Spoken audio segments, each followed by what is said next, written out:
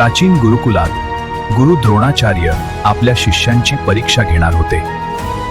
त्याने झाडावर एक चिमणी ठेवली आणि सर्व राजकुमारांना बोलावलं. त्याने विचारलं, तुम्हाला काय दिसतंय? कोणी म्हणालं पानं आणि कोणी म्हणालं संपूर्ण चिमणी ग.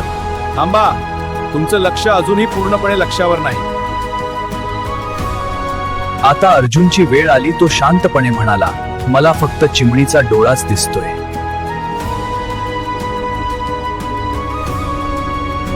गुरु म्हणाले, बाण सोड. आणि अर्जुनचा बाण थेट लक्ष्यावर जाऊन लागला. शिकवणं आयुष्यात यशस्वी व्हायचं असेल तर फक्त आपल्या लक्ष्यावर लक्ष केंद्रित करा. बाकी सगळं आपोआप धूसर होईल.